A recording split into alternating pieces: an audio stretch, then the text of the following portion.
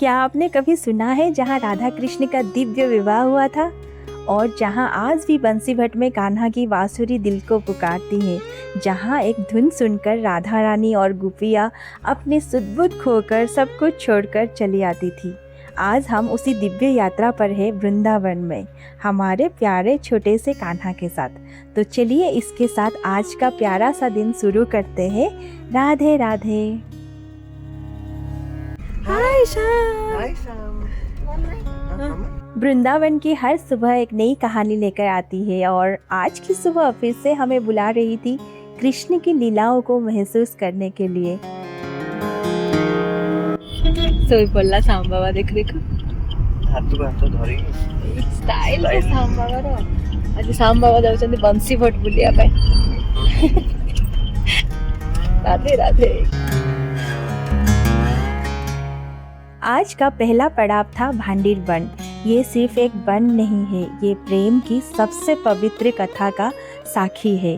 कहते हैं यहाँ पर ब्रह्मा जी ने स्वयं राधा कृष्ण का विवाह कराया था। वो भांडीर वृक्ष आज भी उस दिव्य मिलन का साक्षी है।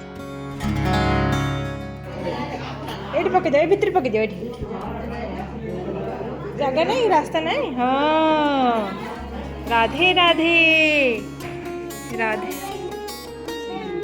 जब हम वहाँ पहुँचे तो वातावरण में एक अलग ही शांति थी, जैसे समय थम सा गया हो। हमने उस विवाह स्थल के दर्शन किए और मन ही मन सोचा कैसा रहा होगा वो पल जब स्वयं सृष्टि के रचयिता इसी प्रेम के साक्षी बने होंगे।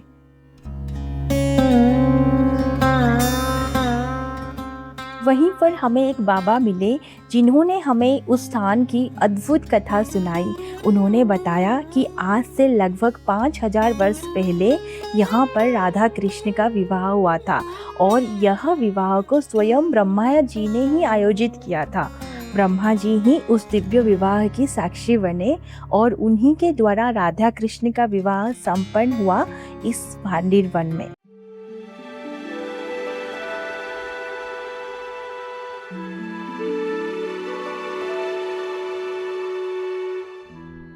फिर हमने उस मंदिर के अंदर वो अद्भुत दृश्य देखा जहाँ राधा कृष्ण के विवाह की पूरी झांकी बनाई गई है। वहाँ एक एक रीति जैसे विवाह में होती है, सब कुछ मूर्तियों में दर्शाया गया है। और सबसे खास वो दिव्य क्षण जब श्री कृष्ण राधा रानी के मांग में सिंदूर लगा रहे हैं। शायद पूरे भारतवर्ष में ऐसा दृश्य बहुत ही दुर्लभ है जहां राधा कृष्ण के विवाह का इतना सुंदर और सजीव रूप दिखाता हो।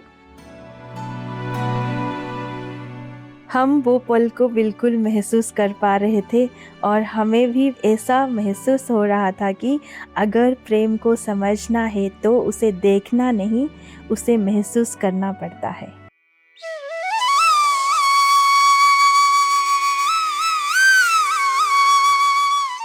फिर हम पहुंचे बंसी भट्ट। कहते हैं यहाँ पर बैठकर श्री कृष्ण अपनी बांसुरी बजाते थे।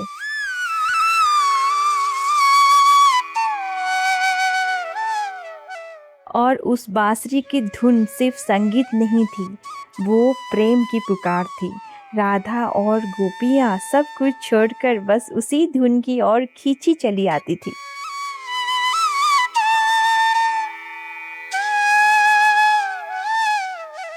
हम वहाँ खड़े थे और मन में एक ही सवाल था, क्या हम भी कभी उस पुकार को सुन पाएंगे?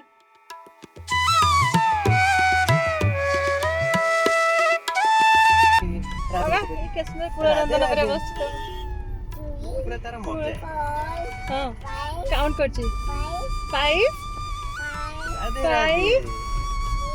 6 7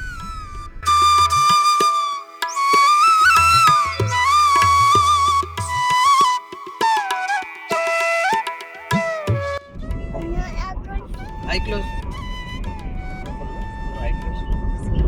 कर दे। दीजन आइज क्लोज करो। पापा eyes close, Sam eyes close, Sam eyes close, मामा आइज क्लोज कर दे। एक बार बंद कर। पापा ऑलरेडी क्लोज कर दे, तमे कर दियो। हां एठी कर देला तू। आँखें बंद करती हूँ।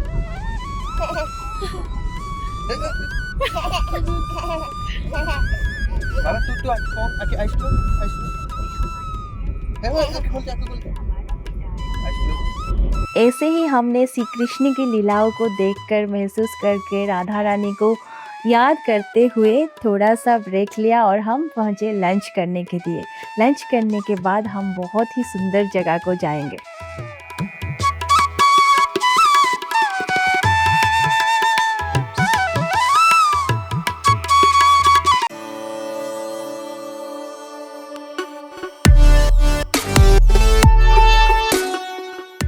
लंच करने के बाद फिर शुरू हुई आज की सबसे बड़ी यात्रा, गोवर्धन परिक्रमा।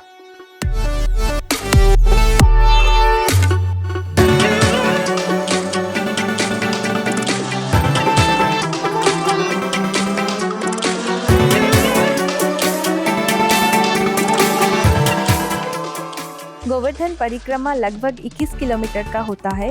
लोग इसे खाली पांव करते हैं श्रद्धा और विश्वास के साथ, या फिर ऑटो की फैसिलिटी भी है।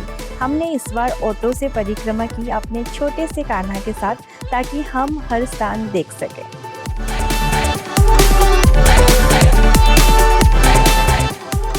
रास्ते में कई मंदिर आए। हम हर मंदिर पे रुकते थे, दर्शन करते थे और फिर ऑटो में आगे बढ़ते थे। हर जगह एक नई कहानी, एक नई एहसास महसूस होता था।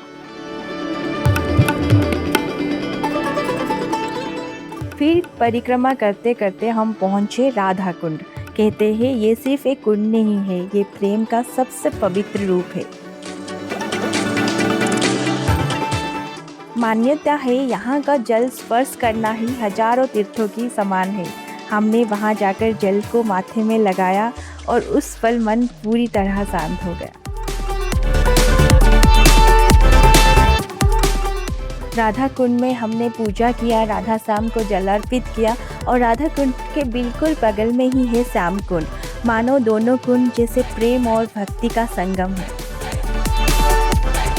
फिर ऐसे ही ऑटो में चलते चलते सारे मंदिर का दर्शन करते करते राधा कुंड श्याम कुंड का दर्शन करके हमारा परिक्रमा पूरी हुई गोवर्धन की, और हम फिर निकल पड़े होटल की ओर। आज का दिन फिर एक बार हमें राधा कृष्ण के और करीब ले आया। हम यहाँ 2 दिन से हैं, लेकिन सच कहें तो दिल अभी भी भरा नहीं है। वृंदावन जितना देखो उतना और करीब बुलाता है।